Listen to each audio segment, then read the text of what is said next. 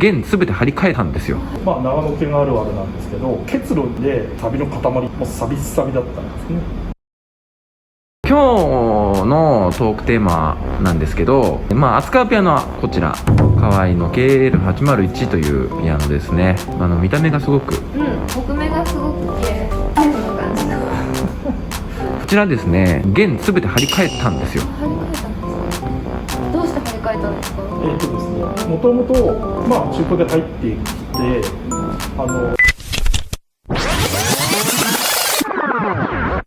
おはようございます。おはようございます。お疲れ様です。新しい企画というか、はい、今回はアップライトピアノの上弦ですね。弦の張り替えです。はい、ここにあるのが河合の KL801 っていうちょっと珍しいで、木目がもうずっとだと思いますね、僕は。はなかなかお目にかからないピアノなんですけど、ちょっと中が残念な部分、チューニングピンですね。弦も1本切れているんですが、サビですね。弦がこうぐるぐるってコイルになってるところがもう真っ赤っかになってて、これとかもう本当に切れそうな、ですね、ちぎれちゃいそうな感じので、腐食がもう、そうですね、ここなんて一つのサビの塊のように。はいはい、はい。これ原因はおそらくですけど結露です。結露。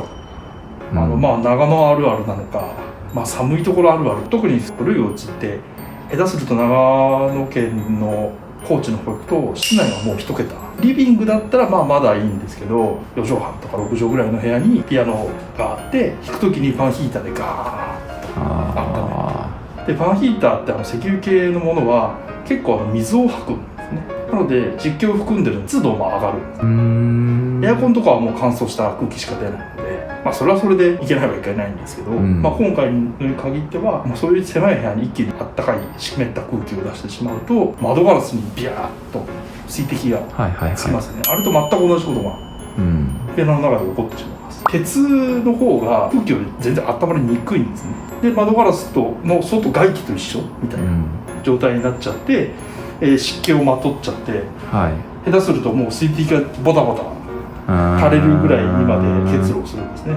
で軽いものだったら、一生懸命このチューニングピンを磨けばなんとかなる場合もあるんですけど、ちょっとこれに関しては無理やりやっても弦のコイルのところはそのうちどんどん一回磨いてもダメだと思うので、ちょっとこれはさすがに弦を変えないといけないかなという判断になりました。このピアノ珍しいので、ちょっと修理をしたりして、それなりの値段で売るようなものなので、それで中身これですかってなっても困るので、実は今回は、ある程度のところまでやって、さあ調弦ができるよっていうところになったら、新人さんにバトンタッチをします。グランドピアノと大きな違いは、これがプレッシャーバーっていうのがの高さとかを、事前に測っておかないと後の人にこうバトンタッチできるように。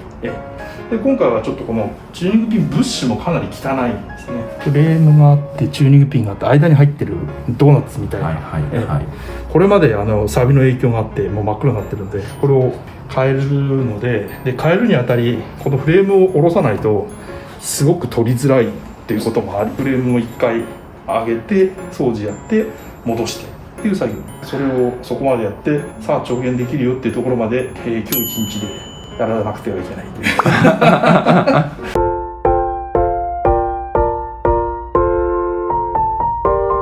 ンピオン YouTube チャンネル。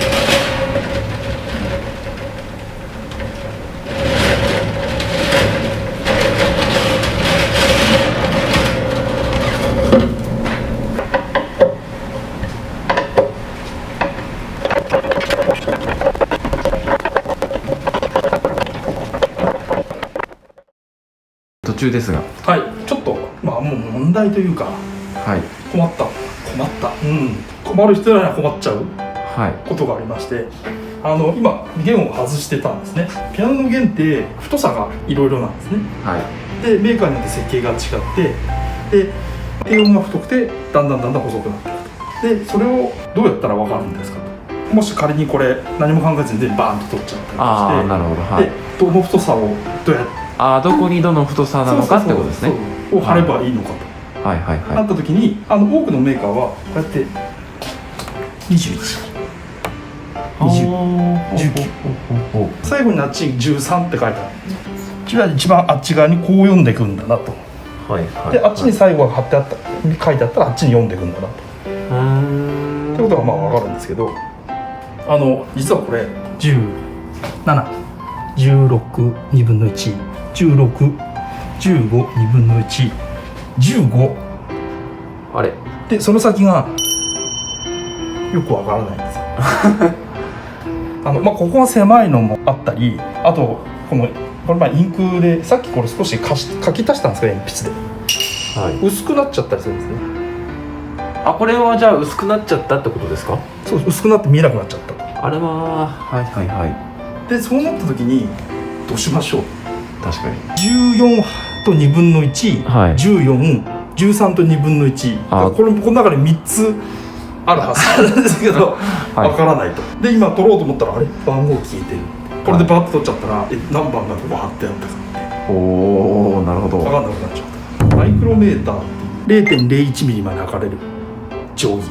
ノギスの高密精度版ってそうですね感じですね。はい。弦の太さっていうのはもう規格で決まってるので13と2分の1だったら 0.8 ミリで 0.25 ミリずつ太くなっていくので、とりあえずここはもう14半で絶対間違いがないので次なので、で今度ここ測ってって変わるところを探して自分で鉛筆なり何でもいいですからでこれを本当にやみくもにただ外しちゃう。輸入のピアノで2階にあるようなやつとか書いてないとか消えちゃったって100年経っちゃ消えますよね。なのでそれをむやみやたらに取っちゃうとお手上げになっちゃうので、弦の太さが変わると張力が変わっちゃうんですね。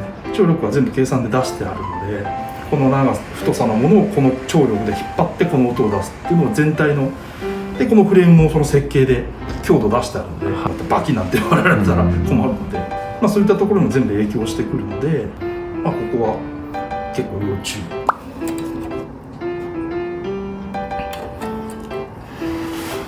0.8 なわけねえなやっぱり貼って結構経ってると伸びるので、そうですね。若干細くそういうこともあるよなと思いました。そうですね。でこれが明らかに違いますね。なのでこれここうっすらあるな。多分これが14と2分の1って書いてあったであろう後ですね。何かしらが残ってた書いてあるような雰囲気はそう読み取れないんですけど、っていう風にしてちょっといっちゃ測ってこんな感じですね。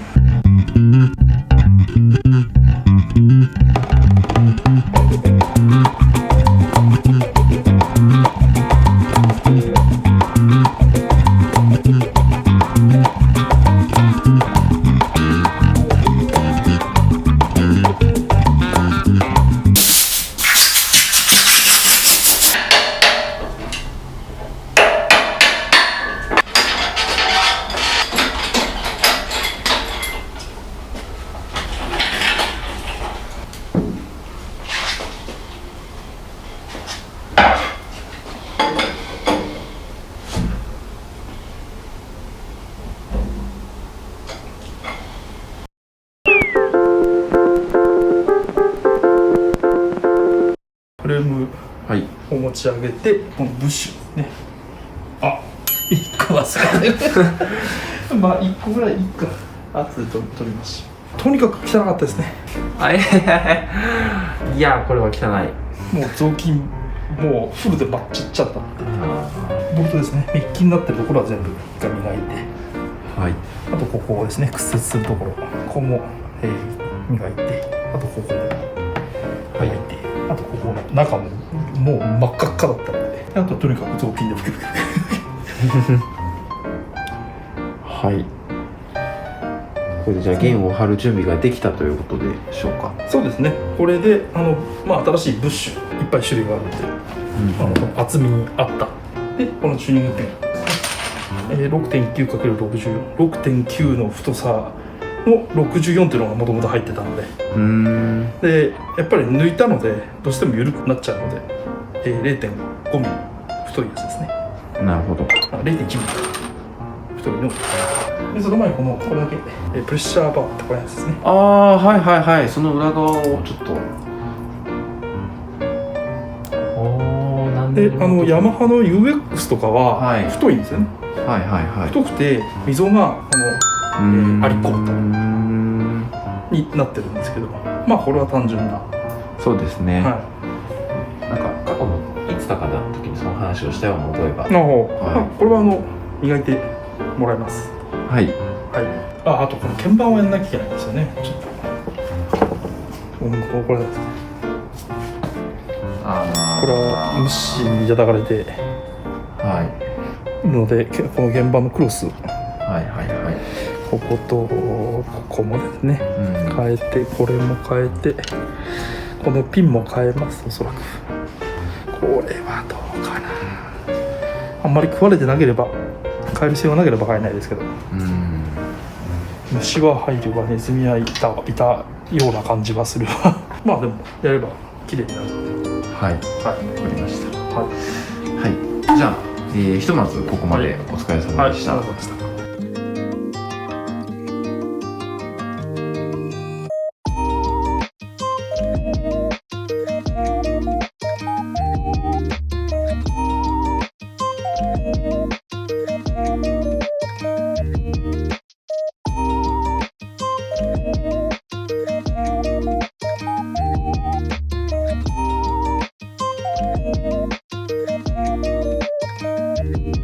今日のトークテーマなんですけど、河合の KL801 というピアノですね。弦を張り替えたっていうのは一つこのピアノの特徴なんですけど、本当にいい面だけなのかっていうのを今日ちょっと聞きたかったところです。その弦を張り替えたことのデメリットメリットあれば